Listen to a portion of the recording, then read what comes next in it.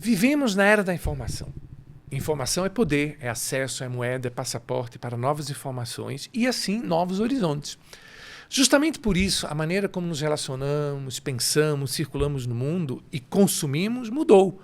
Mas como isso impacta o planeta? Como afeta as empresas? Como altera as dinâmicas sociais e culturais que moldam nossa vida cotidiana?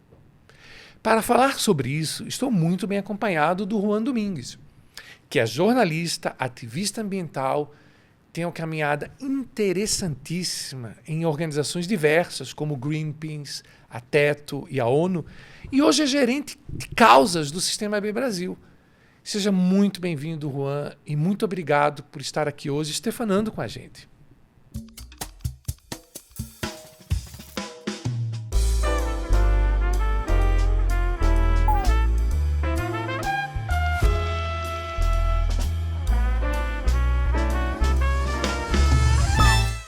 Juan, querido, vamos começar a falar um pouco sobre consumo responsável. Hoje em dia, um consumidor, se ele quiser, ele tem acesso a praticamente todo tipo de informação sobre quase tudo que ele consome. Qual é o impacto que você acha que esse nível de informação tem sobre o consumo responsável? E eu aproveito e te pergunto, você acha que o consumidor hoje ele é, digamos assim, mais consciente das consequências do que ele consome do que ele era algum tempo atrás, 10, 20, 30 anos? Boa. Eu acho que eu vou ser errôneo aqui em tentar dividir esse consumidor em dois grandes públicos. Porque falar sobre consumo sustentável depende muito de para quem a gente está falando. Então, num contexto de... Na época que eu estava na Natura, em grandes empresas, ali eu pesquisava muito sobre isso. E a gente conseguiu comprovar que, de fato, o consumidor está muito mais preocupado com o que ele vem consumindo, tanto que as empresas estão se direcionando para isso. Esses grandes movimentos, os grandes selos, a certificação B, a certificação Viga, o Pacto Global, estão crescendo muito justamente porque o consumidor vem pedindo mais isso. Então, sim, existe um consumidor mais consciente. Mas existe um outro público que também é consumidor que nem sabe o que é isso. Né? Então, tem um público ali das periferias, de outros grandes contextos, que você fala sobre consumo sustentável, a pessoa vai olhar para mim e falar assim, como assim? Hoje eu quero comprar minha carne, eu quero comprar meu leite, eu não estou nem aí para isso. Porque o acesso sempre foi tão precário que hoje, quando essas pessoas têm acesso, elas têm um outro horizonte.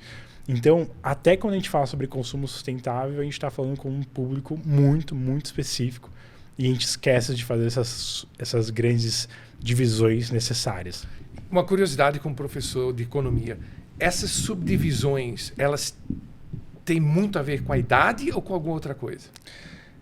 Eu acredito que sim, com a idade, mas eu estou me referindo principalmente à questão de acesso, classe social e diversos outros pontos. Então, eu particularmente sou do Paraisópolis, nascido e criado no Paraisópolis. Não adianta falar sobre consumo sustentável com a minha mãe. Uhum. Teve uma época da minha vida, hoje eu tenho várias restrições alimentares, e uma época da minha vida eu estava totalmente vegano. Minha mãe não entendia aquilo. Ela achava um absurdo. Como assim? Hoje você veio aqui me visitar, eu fiz uma feijoada pra você. Ai, que delícia. Você não vai comer? Eu falei, não, mãe, porque eu não tô comendo carne. Então come frango. Eu falei, não, mãe, mas sabe, não é óbvio. E não é culpa da minha mãe. É talvez culpa de um grande contexto do que a gente vem vivendo em termos de acesso, de fato. Uhum. Então, eu acho que é um pouco sobre isso, assim. Sobre idade tem uma questão mais das gerações, né? Então, o que os millennials estão buscando, o que a geração Z está buscando, enfim. Cada geração tem essas grandes teorias que elas buscam coisas determinadas. Aí tem o que é moda, né? O que é bonito de mostrar, o que as redes sociais estão pedindo, o que vai me dar mais likes. Eu acho que isso tudo está direto e indiretamente ligado ao que a gente entende como consumo sustentável. Juan, como professor de economia, eu não tenho como deixar de perguntar, eu sou muito curioso sobre estatísticas, tendências, etc. e tal. A gente vive agora um processo no mundo, que é um processo rico, faz parte da história humana, de questionamento de muitas ideias, né? E seja pelo lado, digamos, do progressivismo, seja pelo lado, no bom sentido, do conservadorismo. Você tem sentido, assim, entre as pessoas, esses grupos mais jovens, né? Eu te pergunto isso, inclusive, porque você é uma pessoa muito jovem, né? Você me falou que você tem 31 anos. Millennials, geração Z, né? Tem um monte de subdivisão. Você começa a sentir também um debate interno nesse universo de pessoas que dizem assim, essa história de consumo consciente foi muito longe? Tem isso ou é mais uma impressão minha? Tem isso. E tem de uma forma cada vez mais ampla. Mas eu sinto que isso vem, como eu posso trazer, quase que de uma coisa geracional. Não é a minha hipótese. É que não é necessariamente não é o Juan ou o Carlos que está pensando assim. O Carlos está repercutindo algo que ele ouve. Ou repercutindo algo que faz parte do dia a dia da vivência dele. Alguns dias atrás eu participei de um grupo, que eu não me recordo o nome agora, de jovens que são jovens herdeiros. Super importante, muito importante estar nesses espaços, porque eu estou falando com pessoas que vão tomar grandes decisões daqui para frente. Mesmo nesse grupo, não foi óbvio a conversa, porque muitas coisas eu tinha que explicar. O que a gente estava falando sobre, a gente vai falar um pouco sobre justiça social, justiça climática, vai falar sobre Paraisópolis, periferias, é uma desconexão muito grande. E isso tudo, quando eu estou dando um exemplo, mas se refere diretamente à questão de consumo. Dependendo do seu negócio, de com quem você está falando, falar sobre consumo consciente é falar sobre ou contra o meu negócio, a minha forma de lucrar. E fazer uma grande mudança de dentro para fora no meu negócio, na minha forma de viver, é muito mais difícil e cara, muitas vezes, do que eu fazer uma mudança em relação à forma como eu estou presente nesse contexto hoje. Então, eu chegar para você e falar assim, o consumo consciente não existe, né? Não é importante, para que consumir consciente? A gente tem que colocar, enfim, agrotóxico, dentre outras coisas. É muito mais fácil eu pleitear essas coisas do que eu falar que eu vou mudar aqui minha forma de fazer negócio, minha forma de existir, para me adequar às novas necessidades da sociedade que existem hoje. Isso não é óbvio, porque isso demanda estudo, demanda atenção, demanda esforço, demanda várias coisas que muitas vezes a gente não está disposto a ter e a fazer e a agir nos contextos que a gente está. Fantástico, querido. Não, excelente. Excelente. E me veio agora uma ideia, assim, para muitas pessoas que estão assistindo a gente, a ideia de consumo consciente, de consumo responsável, pode ser um pouco estranha, né? Falando do ponto de vista do economista, né, e vocês me perdoem, eu sou economista, às vezes vem umas aulinhas de economia. Quando a gente pensa de consumo consciente e responsável, a gente pensa daquele consumo em que as pessoas estão dispostas a pagar por uma, digamos assim, seja no sentido do preço, seja no sentido de abrir mão de certas escolhas, estão dispostas a pagar pelas consequências que aquele consumo tem para o trem, ou seja, para a sociedade, para o meio ambiente, né, para as outras pessoas. E nesse sentido, digamos assim, internalizar o que os economistas chamam de externalidades, né? Ações que você faz e que têm repercussões para os outros que, a princípio, você não percebe que tem ou não está nem aí que tem. Então, a ideia é, assuma essas responsabilidades, pagando o devido preço, normalmente um preço eventualmente mais caro, ou abrindo mão de certas escolhas. Normalmente, quando existe, então, a consciência, né, quando existe, então, a responsabilidade, as pessoas estão dispostas a dizer, olha, eu não estou simplesmente comprando um cupuaçu, né, eu estou comprando a sustentabilidade da Amazônia, a sustentabilidade de um grupo local, né, e eu sei que é mais caro do que comprar um cupuaçu que é feito numa escala industrial que destrói tudo, mas eu estou, digamos assim, contribuindo no sentido mais amplo da palavra para o equilíbrio, né? Seja o equilíbrio social, planetário. Tá, isso é a conversa do economista, Juan. Né, você é uma pessoa prática, você faz um trabalho belíssimo de ponte, eu estou muito orgulhoso e honrado de ter você aqui. Assim, do ponto de vista um pouco mais prático, concreto, dia a dia, como é que você explica para as pessoas consumo consciente e consumo responsável? Essa é uma boa pergunta. Primeiro tem uma coisa que é... Durante muito tempo, quando eu ouvia falar sobre consumo consciente, consumo responsável, eu ouvia falar muito a partir de uma ótica, que também talvez seja um dos significados, de diminuição. Então, consumir conscientemente talvez eu comer menos, e aí muito relacionado à carne, né? Comer menos carne, ou não comer, dentre outras coisas. Hoje, um pouco do que você trouxe, quando a gente fala sobre consumo consciente, é escolher produtos e serviços que são melhores para o planeta, né? São melhores para o mundo. Tem vários pontos aí. E aí, mais uma vez, não vou entrar a fundo, mas sem a questão de para quem? Assim, é caro ser um consumidor consciente. É bem caro. Então você vai comprar um leite vegetal no mercado, custa 18, 20 reais. Um leite. Não que o leite de vaca seja muito mais barato, mas tem um preço longe aí um do outro. Produtos orgânicos são mais caros, né? Exato. E aí, isso é um ponto importante. O que é consciente? E aí eu me pego muito nesses claims, né, que são essas formas de vender.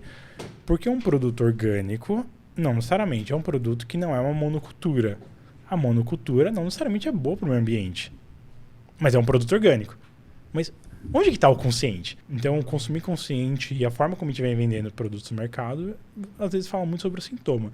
Por isso que eu gosto muito das empresas que falam sobre consumo consciente, mas que tem dentro do seu ecossistema de trabalho, de negócio, um olhar claro sobre impacto positivo. Porque consumir consciente sem falar sobre impacto em todo o seu ecossistema, talvez não faça sentido. Talvez não. Eu, Juan, acredito que não faz sentido dentro do contexto da sociedade que a gente está hoje. Então, explicar consumo consciente, para mim, hoje não é fácil, porque eu sempre tento levar em consideração essas diversas esferas. Mas, em síntese, eu diria que é consumir de empresas responsáveis, né? Que tem XYZ certificações, que você consegue buscar mais informações, que tem seus dados abertos ao público, que é um compromisso gigante com a transparência. Para mim, é consumir dessas organizações. Perfeito, querido. E fala um pouco mais sobre essa questão de sintoma e causa. Achei isso bem interessante. Esclarece um pouco assim para a gente isso. Como eu posso dizer? Eu vou dar um exemplo pessoal, que vai longe do produto. Então, eu sou um paciente crônico e eu tomo meus remédios. Um remédio que eu tomo hoje, ele custa 30 mil reais por mês. Uau! Eu só tomo esse remédio, só tenho acesso a isso porque meu convênio cobre e não foi fácil fazer com que o meu convênio cobrisse. Eu tenho uma doença crônica autoimune, não tem cura. Então, na teoria, eu estou lidando ali com os sintomas dessa minha questão.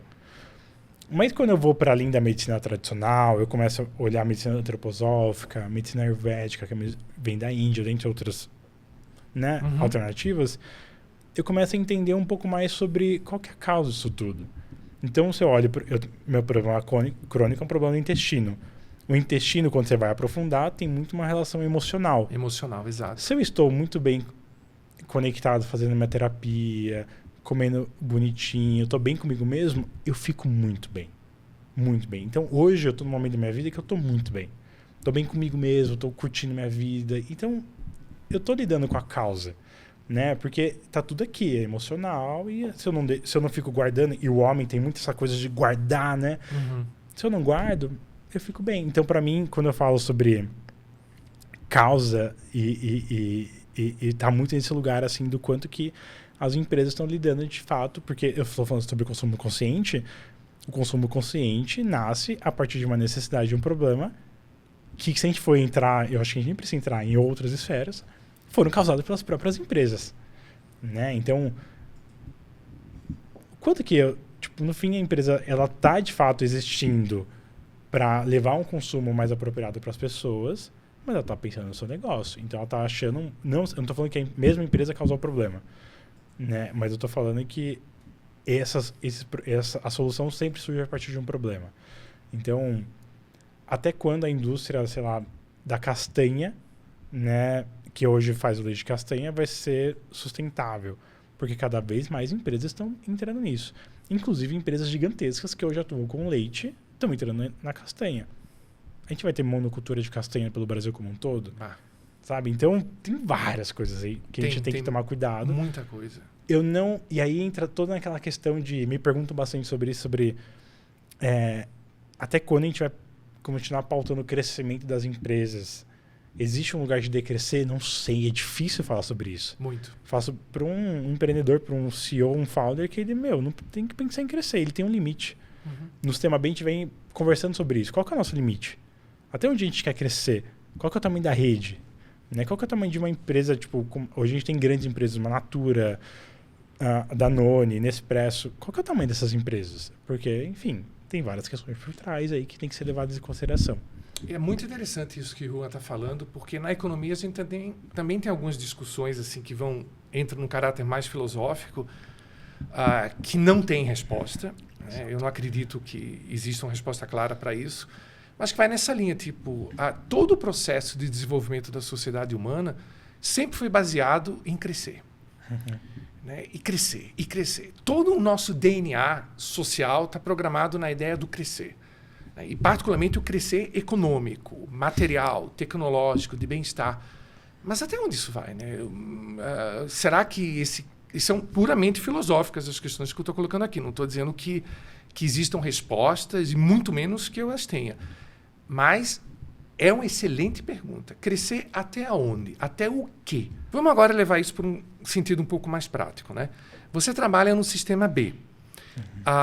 Conta um pouco para a gente poder aprofundar a conversa, o que é o sistema B, e já adiantando, querido, assim, no sentido didático, o que é que ele tem a ver com a sigla ESG, que é uma sigla que tem sido muito usada nos últimos 10, 15 anos, que essencialmente trata de responsabilidade ambiental, social e corporativa, de governança. Explica um pouco para a gente esse universo, para o nosso ouvinte que talvez não saiba o significado dessas siglas, né? Para que a gente possa depois aprofundar a nossa conversa em torno desse assunto. Boa. Vou tentar ser... Tem várias formas de explicar o sistema B, o movimento B. Então, o movimento como um todo, global, existe há um pouco mais de 20 anos.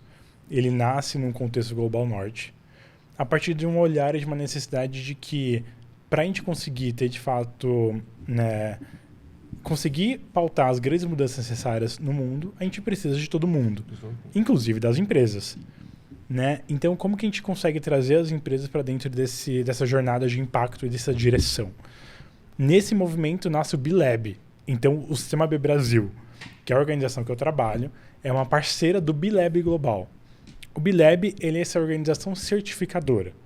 Então, o B-Lab é nosso braço de certificação. Hoje, o movimento B, para que uma empresa entre no movimento, seja uma empresa B certificada, ela passa por uma avaliação dentro de 5 grandes critérios. Então, os 5 grandes critérios que a gente avalia dentro da certificação é governança, comunidade, meio ambiente, trabalhadores e clientes. E aí, dentro disso, a empresa passa por uma grande pesquisa, um grande formulário que ela tem que responder com mais de 200 questões, que tem dentro dele mais de 77 versões. Então, mais de 70 versões. Então, se você responde A, e a próxima pergunta já muda, já vai para um outro cenário. E o ESG está dentro de tudo ali. Tanto que dizem, né, que o movimento B, a BIA, que é carinhosamente como a gente chama essa ferramenta, que é o BIA Impact Assessment, ele nasceu antes do ESG. Mas hoje a gente conecta o ESG ali dentro porque a gente entende que é importante para conseguir trazer um outro olhar e mais organizações, mais pessoas para dentro desse grande movimento. Isso é o que é o B-Lab. Quando a gente vem para o contexto Brasil, a minha função ela não é certificar. Então eu, Juan, como Sistema B Brasil, a gente não certifica. A gente tem uma função de trazer movimento, de trazer a essência do que é essa grande organização para dentro da América Latina como um todo. Então hoje, enquanto função, a gente se conecta com empresas, empresárias no Brasil como um todo, e conecta com eles a essência do movimento. Então eu falo sobre eles, sobre os 5 grandes critérios, mas eu falo sobre impacto positivo, sobre justiça social, justiça climática. Eu ajudo essas grandes organizações a começarem esse processo de direção. Então a gente tem alguns programas, algumas coisas que acontecem dentro, que a gente oferece, para que tenha esse primeiro ponto de contato e assim por diante uma empresa possa seguir dentro do processo para virar uma empresa B certificada no futuro. Hoje são 337 empresas B certificadas no Brasil. Então são aquelas empresas... Só estou confuso com uma coisa, querido. Vocês falaram que vocês... Eu me confundi um pouco. Vocês não certificam... Boa. É que quando uma empresa... Então vamos supor a Natura. A Natura é uma empresa B brasileira. Então quando ela vai certificar, eu, enquanto Sistema B Brasil, não faço a certificação, mas eu faço a ponte dela para com o B-Lab. Então ela se torna, quando ela certifica, ela vira uma empresa B certificada no Brasil. Mas eu tenho todas aquelas empresas que são certificadas fora do Brasil, que têm operação no Brasil. Então isso vai muito em relação ao endereço fiscal, ao CNPJ, tem algumas coisas um pouco mais profundas ali. Tipo o meu Danoninho, que tem a certificação B, talvez seja uma coisa lá na França. Exato. A Danone especificamente, tem aos casos e casos, né? A Danone é uma empresa global. Então... entendeu-se que globalmente a Danone não conseguiria buscar certificação de uma hora para outra. Então ela começou a certificar por partes.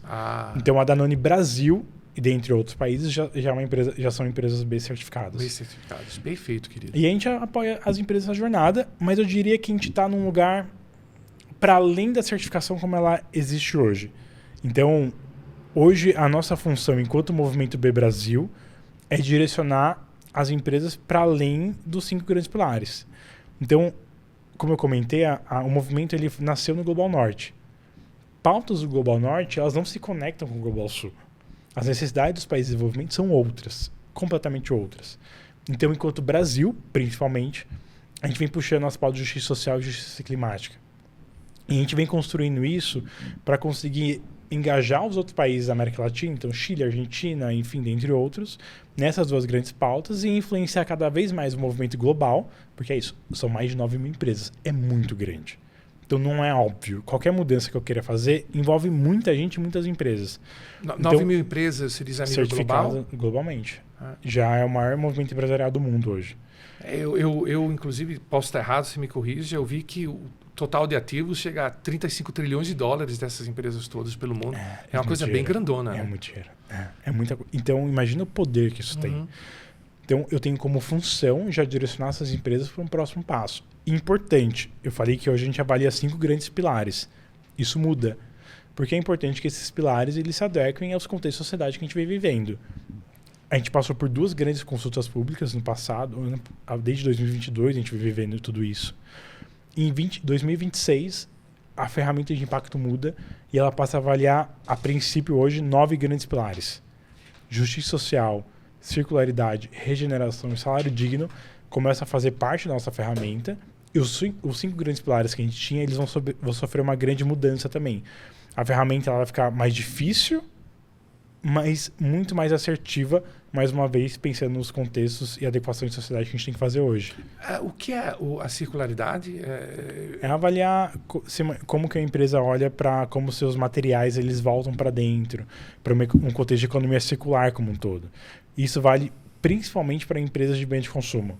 Né? Então, como Natura, que coloco um pump de castanha a cada 2 segundos no mercado, qual que é a minha responsabilidade para com isso? Como que isso volta para a minha cadeia? Isso vai ser avaliado.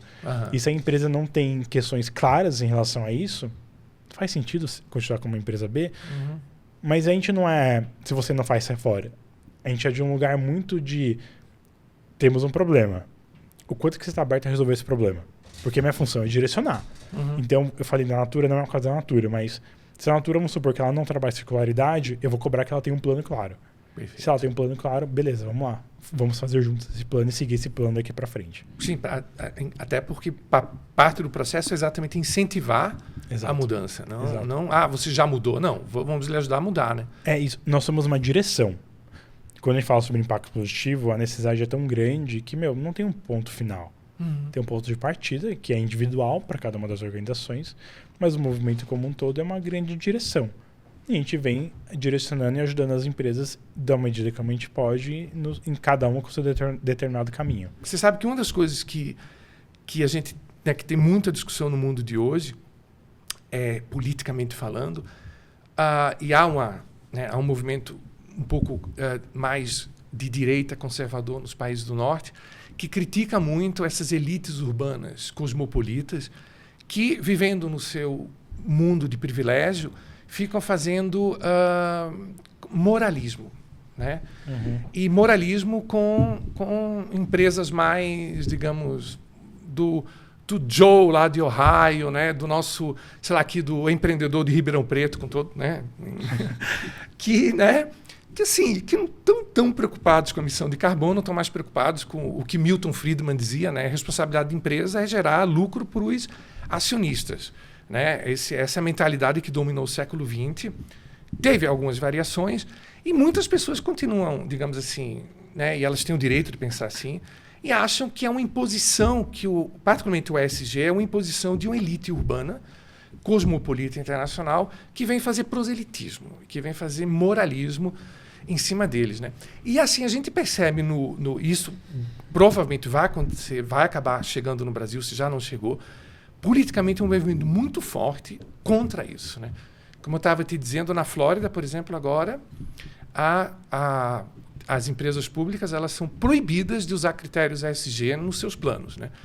E a direita americana, né, digamos assim, já critica muito esses movimentos como uma imposição de valores progressistas dentro das empresas. Por que eu estou te dizendo tudo isso, querido? Assim, eu até me arrepio falando isso, porque, deixar muito claro para ti, eu tenho exatamente a minha concepção particular é exatamente essa que você está trazendo. Eu estou só te trazendo um problema grande, que é o seguinte: algo que parecia tão lindo no sentido de que é uma coisa... Gente, isso aqui é uma coisa... É claro que nada é apolítico na vida, né? Mas a gente está aqui, sabe, é uma coisa assim do tipo... vamos trazer elementos modernos, da vida moderna, que as novas gerações, que o planeta está preocupado hoje em dia, para uma estrutura, digamos assim, de decisão corporativa, né? Ou seja, não existem só os acionistas, existem os trabalhadores, existem os consumidores, existe a sociedade, existe o planeta, o mico-leão dourado, que fazem parte do nosso mundo. Só que isso agora está se politizando, ou seja, virou um símbolo, digamos assim, para um movimento político que é muito forte no mundo, de imposição de moralismos e de, digamos assim, de proselitismos de uma elite privilegiada que aponta o dedo pro empresário lá de Ribeirão Preto, né, com todo Ribeirão Preto, né, do Ohio, e diz assim: não, você é seu caipira, né? Você que não está, né, você é pô, eu estou aqui trabalhando, estou criando empregos, aí vem esse cara de Nova York, não sei o que, apontar o dedo e dizer: não, né, você... Então, o que é que me preocupa nisso? Que agora a coisa se politizou. E está se politizando. E eu lhe digo uma coisa, isso tem uma chance enorme de chegar no Brasil também. Eu fiquei muito aliviado quando você falou, Juan, que existe essa possibilidade de dividir um pouco. Olha, essa discussão é deles. Essa discussão é americana, é europeia, eventualmente australiana, mas que aqui a gente pode fazer diferente. A gente pode ser um pouco mais, digamos assim, um pouco mais brasileiro. E ser mais brasileiro é ser mais inclusivo, né? Eu te pergunto assim, querido, vocês têm sentido um pouco isso? Alguma resistência, algum preconceito? Existe, digamos assim... Você está há quanto tempo lá, querido? Assim? No Sistema B desde junho de 22. Pronto. Você tem sentido, eventualmente, algo disso que eu estou falando? Algo do tipo... É difícil isso. Acho que tem uma primeira reflexão que é do quanto que isso tudo não está relacionado ao fato das empresas estarem tentando, principalmente, olhar mais para o S do ISG. Porque quando eu penso em moralismo e tudo isso, o fato de das empresas estarem e ter essa pressão de tirar o ISG da pauta, eu sinto que é porque o S está entrando em pauta. A necessidade do S. Muito bom. Porque quando você tem a necessidade do S, está mexendo num lugar que é a zona de conforto das pessoas. Né? Tá mexendo no poder. Do quanto que a gente está aberto a abrir mão do poder? Nós, os homens que estão, sabe, aquela coisa toda. Sim. Então, eu acho que para mim essa é a primeira grande questão. Quando você começa a incluir e isso começa a incomodar. É a história do aeroporto. O aeroporto está lotado hoje, porque muitas pessoas têm acesso a isso. Isso foi um problemaço quando começou. Vai para rodoviária. Por quê? Incomoda. Uhum. Quando eu penso na exclusão do ISG, nem das pautas que você trouxe, eu estou pensando que estão tentando excluir pessoas como eu, que vieram da periferia, que tem um outro contexto. Isso é muito triste, né? Na forma como está sendo estruturado. E, infelizmente, isso acontece dentro de esferas de poder que muitas pessoas não têm acesso, ou não sabem como ter esse acesso. Então, para mim, esse é um grande primeiro ponto assim, que eu acho sempre importante levar em consideração. E só fazendo um parênteses bem rápido, eu concordo em gênero e mil grau com você. Isso é uma coisa que você vê claramente nos Estados Unidos. Esse tipo de crítica sempre vem desse ambiente exatamente que é claramente um ambiente mais branco e mais conservador. Eu concordo. E é um ambiente em que eu estava lendo uma reportagem na Economist, de agora, de poucos meses atrás, que inclusive muitas empresas americanas estão sendo, digamos assim, naturalmente incentivados a trocar o ESG pelo patriotismo. Você já imaginou? Quer dizer, assim... E aí mas eu estou te dizendo isso tudo, querido, assim, porque você me trouxe um alento com essa história de que a gente pode fazer diferente no Brasil. Que a gente não... Eu sinto que a gente faz. né? Eu sinto principalmente... Tem várias coisas, né? À vontade, fala. Eu falei demais agora, fica à vontade. Aí. Tem uma primeira coisa que eu, apesar de estar essa discussão... Tem uma primeira coisa que é essa discussão de o que é ESG, para quem que ESG existe mesmo. O ESG é uma pauta que pegou muito no Brasil, mas não necessariamente é uma pauta que você vê tanto em evidência na Europa e nos Estados Unidos, quando você olha para as pesquisas. Aí qual que é o cenário que faz isso acontecer? Para mais do que isso, aqui no Brasil a gente vem olhando que ESG por ESG não faz mais sentido. A gente tem que levar um contexto de impacto. E ESG fala sobre... é diretamente conectado ao negócio. É impacto positivo para o business. Mas onde está o impacto positivo para o mundo, para a sociedade? Então, eu queria muito que em breve a gente tivesse uma sigla que é o ESG mais I, né? ESG mais impacto, porque é sobre isso. E quando eu falo sobre impacto, é impacto para quem? Justiça social e justiça climática. Que todos os negócios, não importa quais, eles têm um impacto direto na vida de pessoas. Então, acho que isso é um ponto muito, muito importante. Tem uma outra coisa que é, quando eu falo sobre ESG, eu sempre estou separando muito, né? Quando eu trabalhei no ISA, que é o Instituto Socioambiental, eles falavam muito sobre o socioambiental, que socioambiental escreve junto. Não dá para falar sobre ESG sem estar com as 3 pautas totalmente conectadas. Uma empresa, a empresa X, ela vai ter um sucesso efetivo na pauta do S e do E, quando na governança eu tiver um olhar diferente. Para eu ter um olhar diferente, eu tenho que ter pessoas diferentes internamente.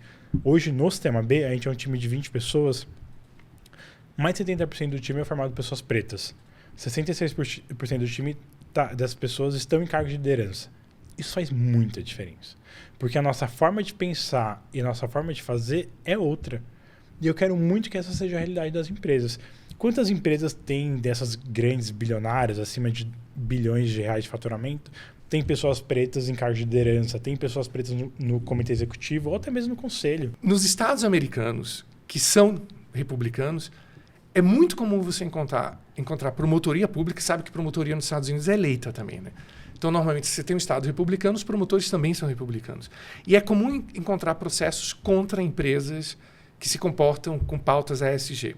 Já em estados democratas, né, que os promotores são democratas, você encontra muito mais uma defesa das empresas que se, digamos, enquadram dentro de princípios ESG. Então, é exatamente o que você falou. Tipo, não essencialmente, é uma questão, como é que a gente poderia dizer? De divisão de mundo mesmo. Exatamente. No fim, imagina, isso me dá até uma dor no coração, assim, porque... No fim, as pessoas eu senti que você ficou com a carinha com dor no coração. Não, porque no fim as pessoas estão atuando pelo interesse próprios, assim. Tem um líder quilombola, o Ditão, que ele tem uma frase que eu sempre gostei muito, que é: não devemos devemos deixar de pensar no eu e pensar no nós, e devemos deixar de pensar no é meu e pensar no é nosso. É uma pauta muito coletiva. Eu vim do Paraisópolis, a minha vida foi uma comunidade. Eu tinha minha mãe, mas eu tinha várias pessoas cuidando de mim. Você vai num quilombo, numa comunidade indígena, é outro contexto. E hoje eu sinto falta de uma comunidade.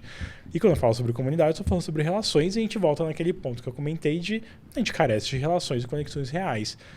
E quando você fala sobre os republicanos, né, que você dos estados da Flórida, isso é triste, assim, porque eles estão praticamente direcionando uma pauta excludente. Então você está excluindo pessoas. Você está excluindo pessoas você está excluindo mulheres, pessoas pretas, pessoas de etnias, de questões com peculiaridades étnico-raciais, então, tipo, minorias, pessoas... E aí, no caso, lá nos Estados Unidos, tem os latinos, tem as pessoas pretas, as pessoas indígenas, enfim. Está excluindo. E aí eu acredito, e aí tem todas as teorias, eu acho que tem uma coisa que é quase um projeto, né? Um projeto para se manter o poder. Porque eu sinto que as pessoas que estão tentando fazer isso estão assustadas que elas estão perdendo poder. E que foda que isso está acontecendo. E espero que isso aconteça cada vez mais. A gente está falando dos Estados Unidos, mas isso não quer dizer que no Brasil não aconteça. Ele perguntar isso. Acontece e não é óbvio. Porque hoje eu tenho, como eu falei, são um pouco mais de 500 empresas B certificadas com operação no Brasil. Mas existem milhares de empresas. Tem empresas que não se conectam. E tem muita empresa que não se conecta porque não querem. E tem muita empresa que chega na gente, e aí não vou citar nomes assim, mas que claramente a empresa só quer se conectar pensando em imagem. Imagem. E é uma empresa que, devasta o meio ambiente, devasta a vida das pessoas, dentre outras coisas. Sabe? Tipo, não tá nem aí, só tá na questão de dar mais dinheiro para os acionistas.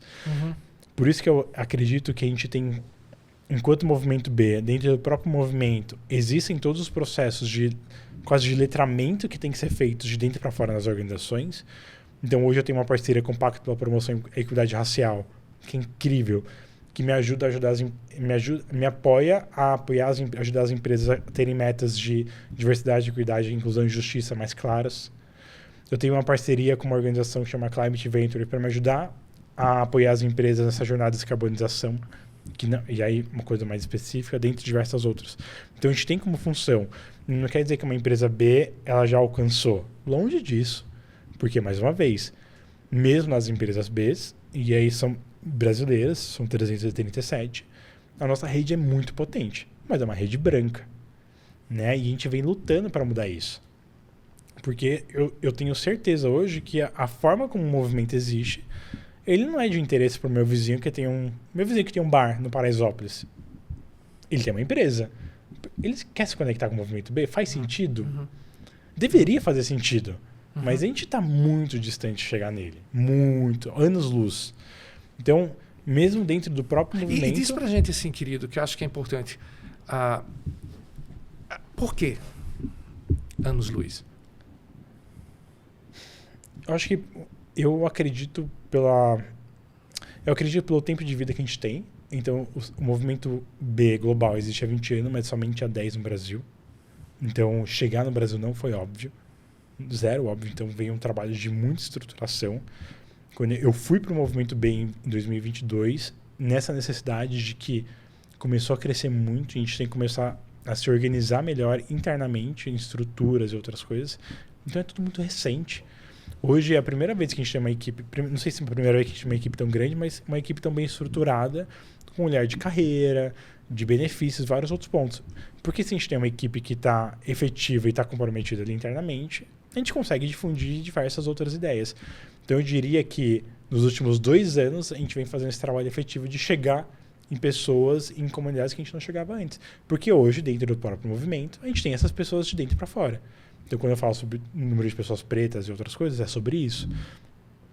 E quando vocês chegam nesses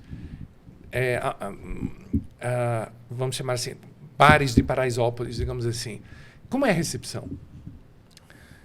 Pelo fato da gente estar chegando com uma cara mais conhecida, é totalmente diferente. Sim.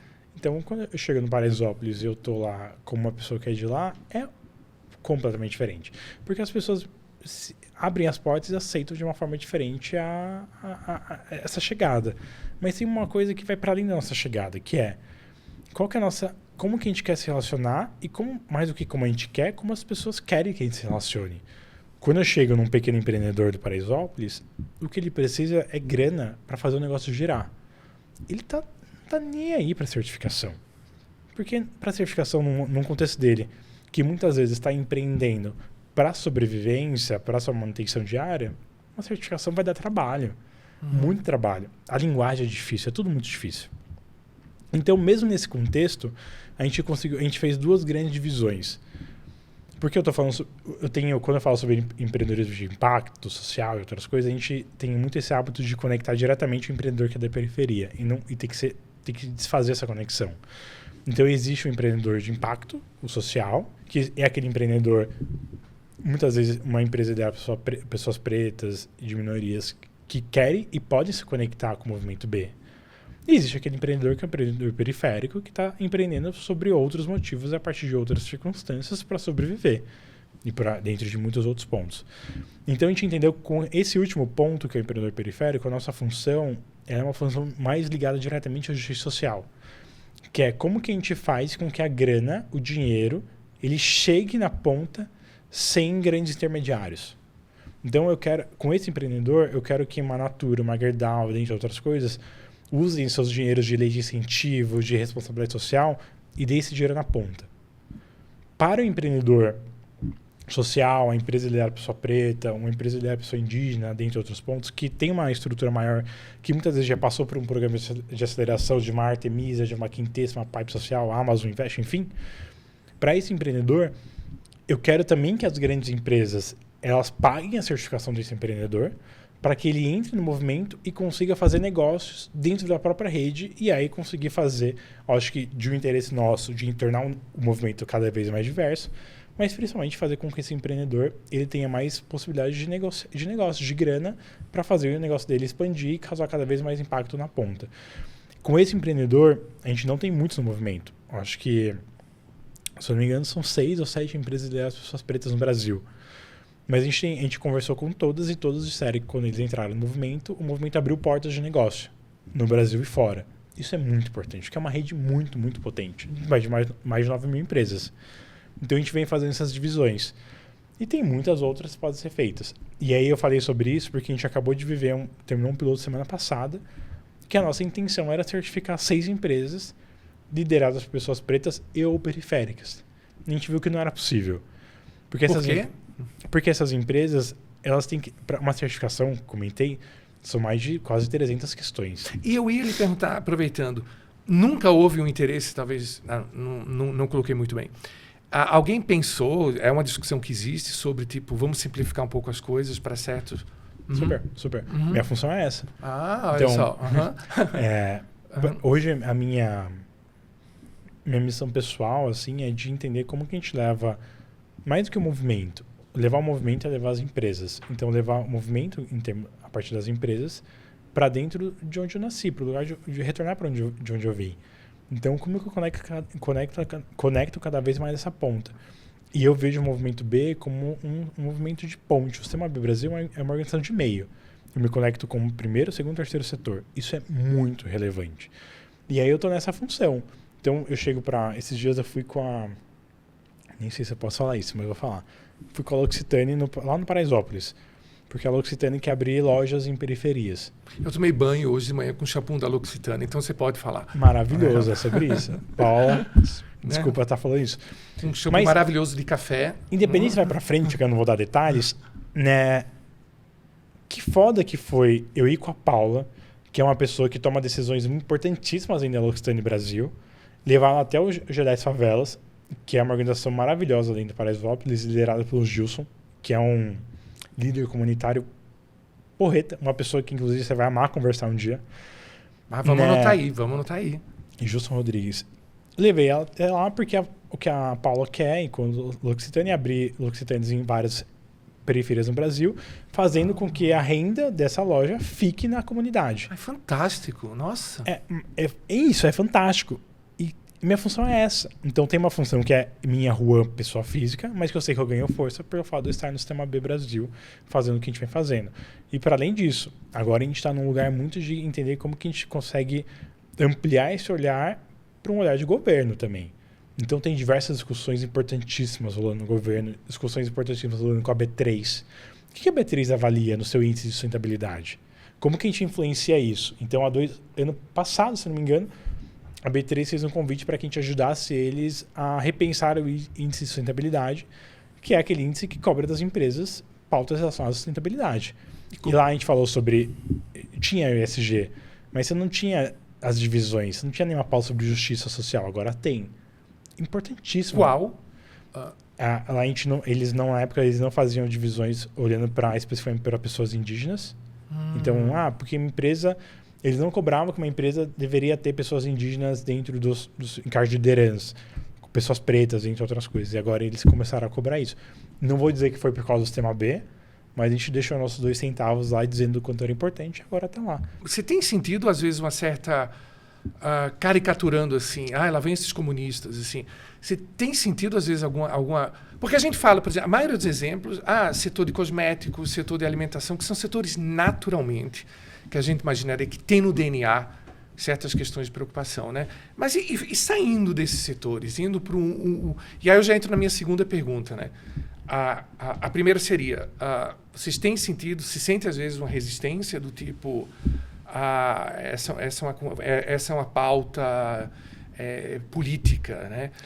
Super, né? Super. E a segunda é como é que é fora desses setores que a gente já imagina mais, que são, né? E uma terceira, que eu já jogo 3 de uma vez, que aí você se diverte.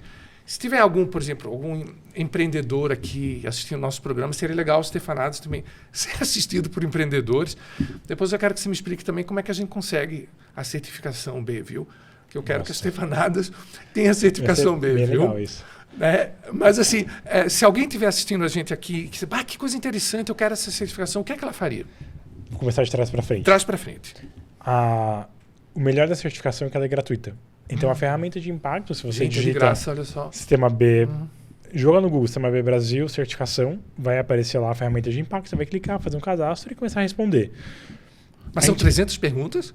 300 perguntas. Mas tem uma coisa que é muito importante, que é a certificação, certificar por certificar não faz sentido. Então, eu tenho muito mais organizações que buscam a ferramenta de impacto para pensar em estruturar seus negócios do que, de fato, aquelas que viram empresas Bs. Então, você imagina que ali tem questões sobre as 5 grandes áreas e eles te ajudam a estruturar benefícios. Por exemplo, quando eu cheguei, eu comentei com você, antes de começar aqui, que eu tive... Quando eu cheguei no sistema B, sabendo que eu seria pai e que eu teria que tirar uma licença parental. Na certificação B, tem essa questão lá. Então, eu pergunto para a empresa, quanto tempo você dá de licença parental? A empresa fala assim, 5 dias. Putz, sua nota é 0. Não dou, sua nota é 0. 5 dias, sua nota é 0,1. Eu dou 30 dias. Putz, sua nota é tanto. Dou 4 meses. Putz, sua nota é melhor. E aí eu tenho explicando, eu tenho explicando o que é a licença parental, por que é importante. Putz, dou 6 meses. Putz, você tirou a nota mais alta. Então, a gente concluiu qual seria a minha licença parental a partir da BIA.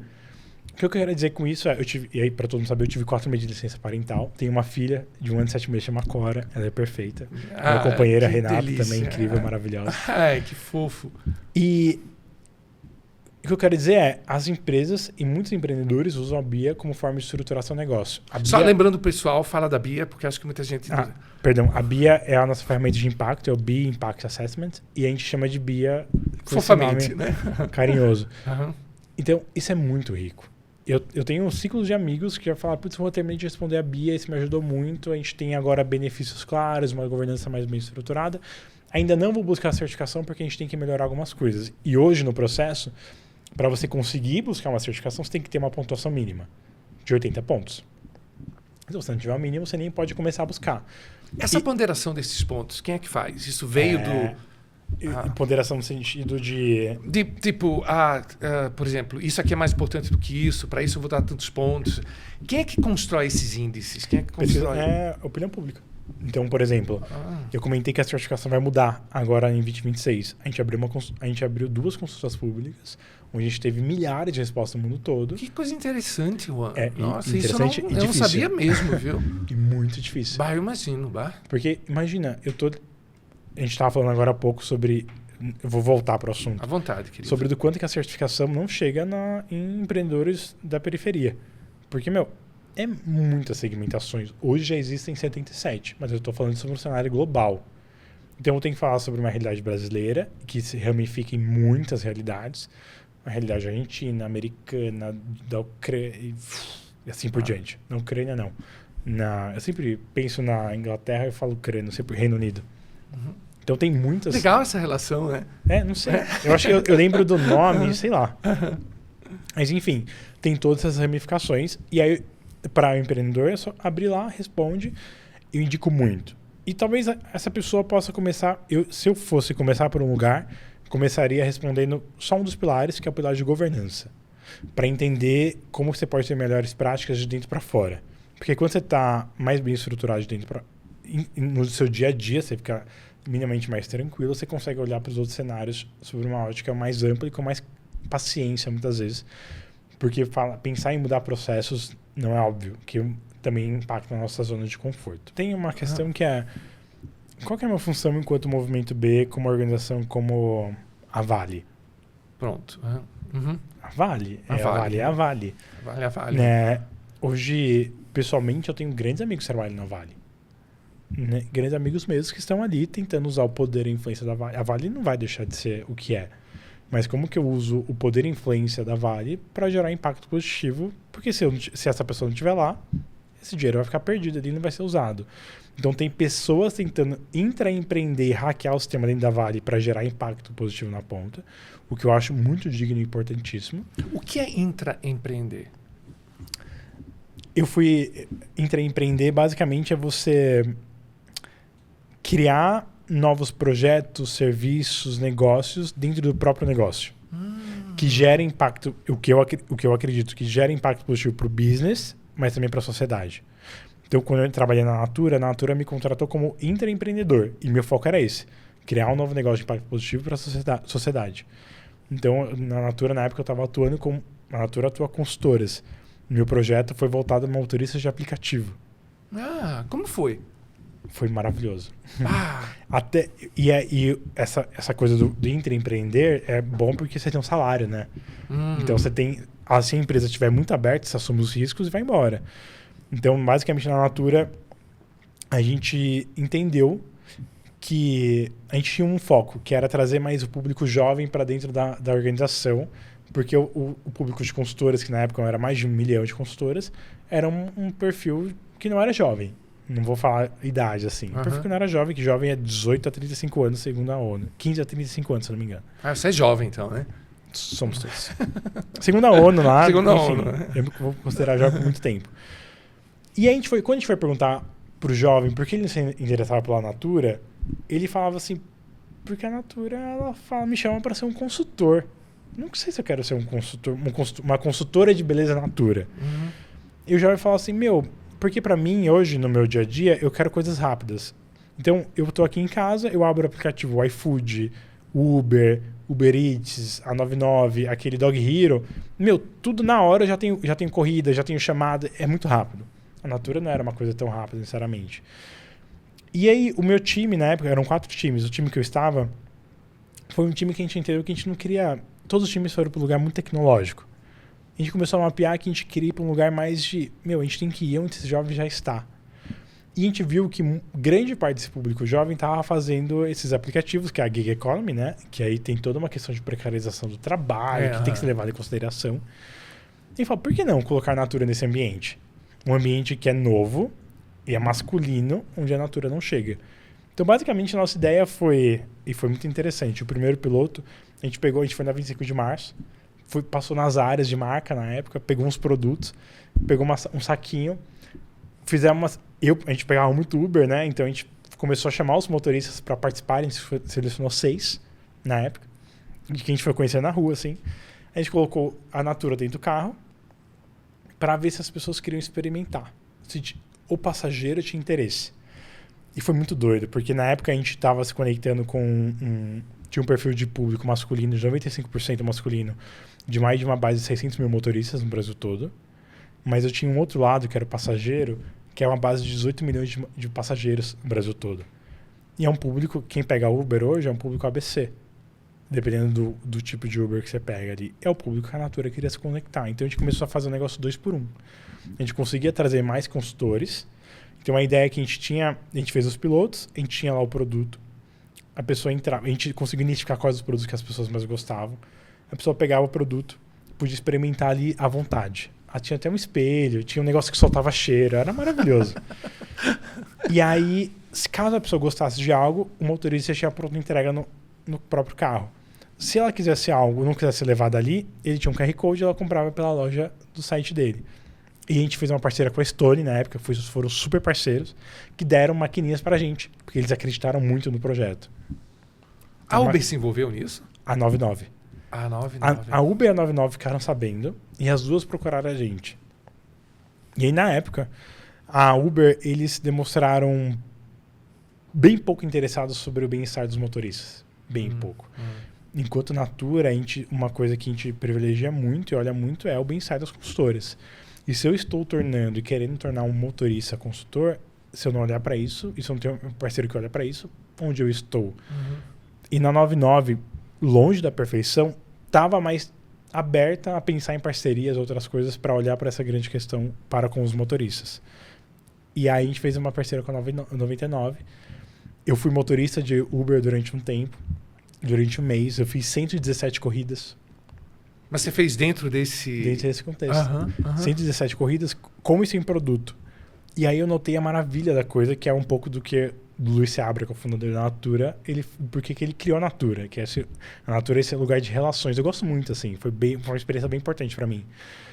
E eu notei que dentro do carro, quando eu tinha a Natura no carro, principalmente o público feminino, quando as mulheres entravam no carro, ter Natura ali validava o carro como um ambiente de segurança e criava uma relação. Então as pessoas conversavam muito comigo. Teve dias que eu tive que falar, moça, eu preciso sair.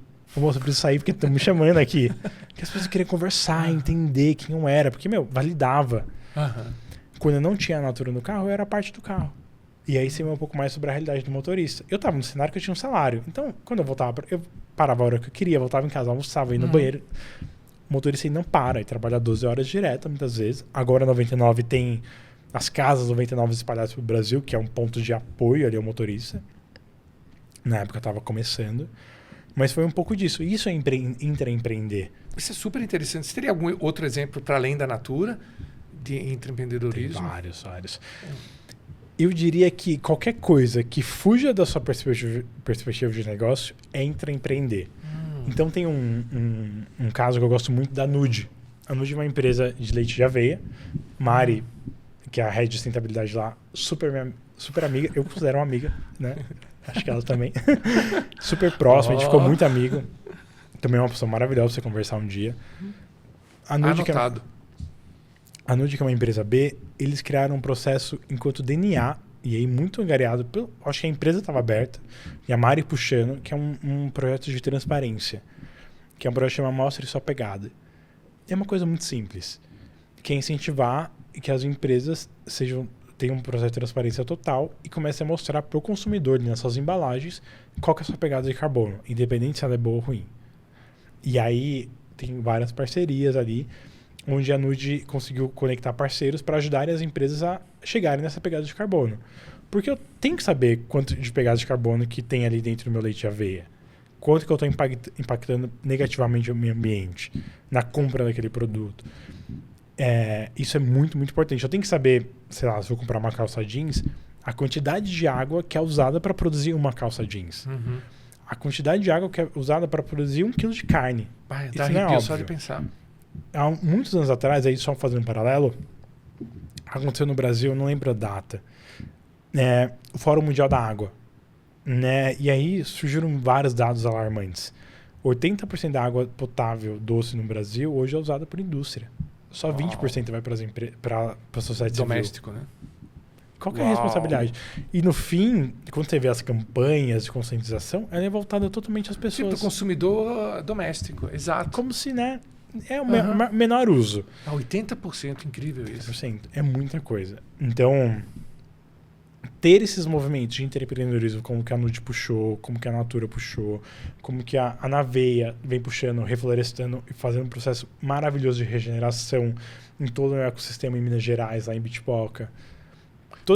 Vindo de Guarulhos, a sexta-feira, eu vi um outdoor bem interessante de uma empresa, pelo nome, claramente era uma empresa brasileira, falando sobre uma empresa que produzia, pelo jeito, bolsas de plástico, sabe? Sacolas de plástico, não bolsas de plástico. E dizia assim, feitas de de plástico tirado do oceano. Isso é muito rico. E eu vou contar um outro exemplo. Meu último projeto na Natura foi um projeto que chama Rios Vivos, que basicamente foi um projeto que visava justamente tirar o plástico de dentro dos rios da Amazônia. Então a ideia era que dentro das comunidades ribeirinhas que a Natura tem relação, e aí comunidades que um dia, 2 dias de barco, você não tem saneamento básico, você não tem coleta seletiva. Então todo aquele lixo, aquele plástico vai direto para os rios, que um dia vai parar no oceano. Mas tem muita essa coisa de tirar plástico do oceano. E a Natura fez diversos parceiros, e aí governo, sociedade civil, dentre outras coisas, criou todo um ecossistema onde você remunera as pessoas para fazer com que esse PP, que é o plástico, volte, que nem é necessariamente só o plástico produzido na Natura, volte para a empresa e entre dentro do produto no novo ciclo de vida. Isso é gigante. Isso, para mim, é um exemplo claro de responsabilidade. Eu estou falando sobre a Natura porque é a referência que eu tinha lá, mas tem diversas outras organizações que vêm atuando sobre muitas outras óticas.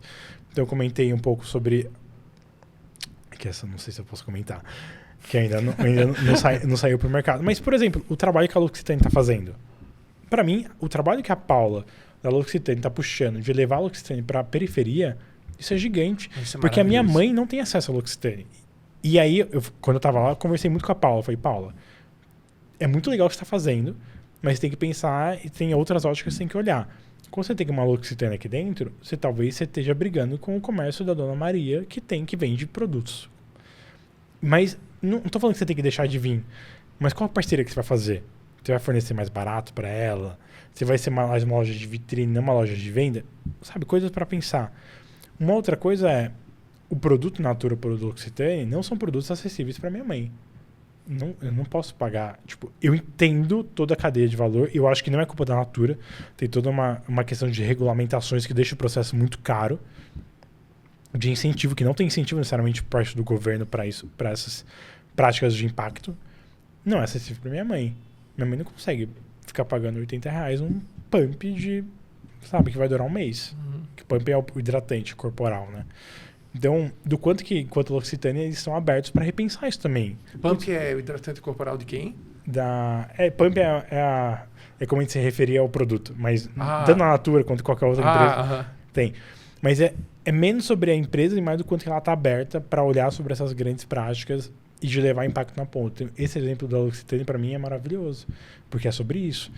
Tem uma outra empresa, que é uma empresa que está se conectando ao movimento, uma empresa gigantesca, dessas bem controversas, e que eles se conectaram... Tão controversa que a gente não pode dizer o nome dela aqui, né? Ainda não. Você é nem... Eu poderia falar o nome dela, só não posso falar porque ela está num processo com a gente que durante um tempo é um processo que ele não é público. Ah, certo. Mas essa empresa, especificamente, ela abriu mão de mais de bilhões de receita anual para deixar de fornecer material para uma indústria ainda mais controversa, né, que financia guerras e outras coisas no mundo como um todo. Isso foi gigante. E eles estão dispostos a mudarem completamente seu modelo de negócio para deixar de ser um modelo de negócio de extração e passar a ser um modelo de negócio baseado em economia circular. Uau. Isso é muito gigante. Isso é incrível. Eu não estou falando que isso vai acontecer amanhã. É que nem eu falar que a Vale vai deixar de extrair e vai viver só da economia circular. Talvez isso um dia aconteça. Eu acho que já existem projetos dentro da Vale olhando para isso. Eu acho que um dia talvez aconteça, não sei quando, porque tem toda uma mentalidade que tem que ser mudada ali internamente da alta liderança. Mas isso é muito gigante, né? Uma empresa, isso é ter pessoas dentro de uma organização, lideranças que abrindo mão do poder, em termos de grana, para atuar de uma outra forma. Obviamente tendo uma visão a longo prazo. Putz, eu vou deixar de ganhar hoje, mas daqui a 30 anos eu vou ser a única fazendo isso. É uma visão muito estratégica em termos de negócio. Juan, está sendo um privilégio falar contigo, porque eu falo como professor mesmo, né? Tu combinas elementos que não são muito fáceis de achar e que talvez seja uma coisa bonita de São Paulo, assim. Tu és uma pessoa que tem um DNA lindamente, no melhor sentido da palavra, ativista. Tu tem uma visão bem refinada, digamos assim, das questões que o mundo enfrenta. Então, te dá um componente também intelectual. O que te faria, potencialmente, também o que poderia se chamar de um porra louca, né? Mas que se junta isso de uma forma linda com a compreensão de que o mundo funciona de uma certa maneira, né? De que existem certas realidades e muitas dessas realidades, digamos, são muito produtivas, ou podem ser muito produtivas, como a iniciativa privada, o sentido de empreendedorismo. E você se junta tudo isso nesse trabalho que você está fazendo, você e tantas outras pessoas do Sistema B, que eu não tenho dúvida que estão contribuindo muito para a gente avançar um pouco e desmistificar até certas ideias de que isso só pode ser feito através do governo, ou isso só pode ser feito através de iniciativa privada, ou isso só pode ser feito através do tal do terceiro setor. E eu queria terminar te perguntando o seguinte: nessa combinação toda de experiências, né, e de diferentes visões, porque com isso você consegue ter a visão um pouco de cada um, a visão do terceiro setor, a visão do setor público e particularmente a visão das empresas, né? O quanto você acha que esse tipo de vamos chamar assim, de compreensão holística do processo tem avançado no Brasil? E isso tem se refletido em Brasília, em regras, em leis, em legislações? Ou a gente ainda está numa situação em que isso ainda é um pouco exótico? Não sei se exótica é a palavra, né? Mas a gente tem o costume de colocar as pessoas muito em caixas. Então é a caixa da galera que acredita no liberalismo. É a caixa de quem acredita no neoliberalismo. Eu não acredito que o setor empresarial que vai mudar tudo. Não acredito que é só o governo. Eu acredito muito que tem que ter, e aí voltando ao ODS 17, tem que ser um trabalho em conjunto, né? Tem que ter primeiro, segundo, terceiro setor envolvido nisso tudo. Hoje eu sinto que a gente avança, mas a gente consegue avançar principalmente nas pautas que são pautas compartilhadas e que 3 grandes setores conseguem influenciar e trabalhar em conjunto para fazer com que essas coisas, as pautas importantes para a sociedade, sejam aprovadas, enfim, ganhem mérito dentro de um contexto de Brasília. Mas isso eu estou falando de 1% das coisas. Porque, mais uma vez, é muito difícil a gente pautar alguma coisa levando em consideração a visão de outras pessoas, porque eu quero fazer o meu. Né? Então, nesse sentido, eu acho que a gente ainda está... Qual foi a palavra que você usou? Eu vou usar atrasado. Atrasado, eu sinto que a gente tem muita oportunidade, mas a gente não está conseguindo ter um lugar de conexões para além do indivíduo para conseguir se abrir de fato essas oportunidades e fazer com que as coisas se conectem. Por isso que o meu trabalho no Sistema B hoje ele é muito voltado a conexões. Eu sou meio. Né? Então, o quanto mais eu conseguir conectar os 3 grandes setores, trazer pessoas que geralmente não têm acesso aos espaços, eu estou vencendo. Né? Eu sei que talvez seja um trabalho de formiguinha, mas eu acredito... Eu diria que eu sou um grande sonhador, eu acredito muito nas utopias. Né? Porque nem sei se existe utopia, na verdade. E aí, vou misturando as coisas, mas tem uma frase para mim que é muito impotente, muito importante. Eu comentei lá no começo que eu sou quem eu sou hoje, muito pelo meu esforço, mas pelas pessoas que estiveram ao meu redor. Pelas pessoas que abriram portas para mim de várias formas. Pelos sims que eu recebi na vida. Muitos nãos também. Que bonito. Tem um lugar que me abriu um sim, que foi o Engajamundo, né? Engajamundo, que é essa organização da juventude, que acredita que o jovem tem que estar e fazer parte dentro dos grandes processos de tomar de decisão. Engajamundo tem uma frase, que é o cuidado para não ir longe de menos. Isso é muito potente, porque não foi por Cuidado mal. para não ir longe de menos. A gente ouve muito saindo longe demais. Longe demais, exatamente. Por que isso? Menos. E aí, mesmo longe demais, tem esse lugar muito individual. Tipo, eu tô falando para tomar cuidado a partir de uma lógica, da minha perspectiva, que não é a mesma da outra pessoa, né? É muito querendo, tipo, putz, não faz sentido. Por que eu disse isso? Porque isso, para mim, é o que vem me incentivando e vem me engajando diariamente a dar todos esses passos.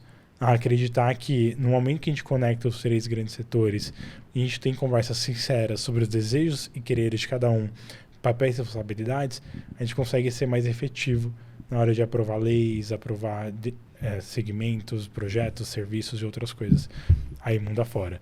Eu acho que é isso que... é isso que a gente vem construindo e fazendo enquanto Sistema B Brasil, sempre, e com o Sistema B Brasil, e aí pessoalmente também, sempre direcionados e guiados pelas óticas de justiça social e justiça climática. Se não tiver justiça na coisa, acho que estamos fadados ao fracasso. E dá para ver que você faz isso com prazer. Isso é uma coisa maravilhosa. E eu vou encerrar mesmo, com 2 perguntas que o Stefanadas, não sou eu, o Stefanadas sempre faz para todo mundo. Primeiro, se você pudesse escolher uma manchete que você gostaria de ver de manhã num jornal, qual é que você escolheria?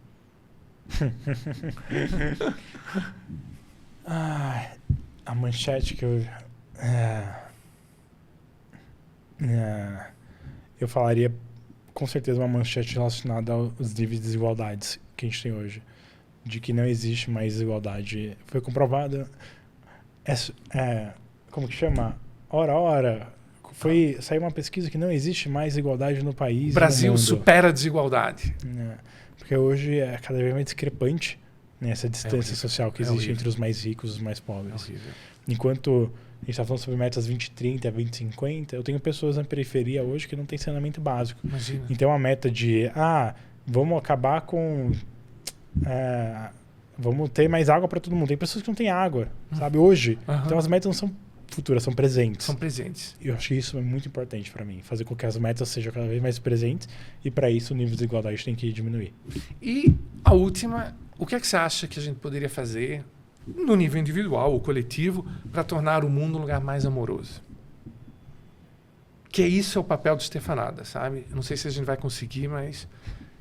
Eu acho que vocês estão conseguindo já. Eu acho que esse lugar de conversas sinceras é importante. Mas eu diria que a gente tem que se ouvir mais. Ai, que lindo isso. Né? A gente fala muito, mas a gente se ouve pouco. Bah, com certeza, meu Deus. E a terapia é isso, né? A terapia é se ouvir. Então, quando a gente se ouve mais, eu acho que a gente se abre mais a escuta e ao cuidado para com o outro. Para com nós mesmos, principalmente. Então, desse lugar do indivíduo para um outro. Então, eu diria que a gente tem que se ouvir mais. Meu querido, olha, foi um prazer gigantesco te ter aqui, viu? Uma honra mesmo. Foi uma conversa deliciosa. E eu te agradeço muito por ter estefanado esse tempo todo aqui com a gente. A gente nem sentiu o tempo passar, né? Eu agradeço também a todo mundo, dou um beijo grandão e convido vocês para o próximo Estefanados e também para vocês comentarem lá no Instagram, no YouTube, o que é que vocês acharam, darem sugestões para novos programas. Se sintam bem à vontade. Um beijo para todo mundo. Obrigado. Um beijo para todos.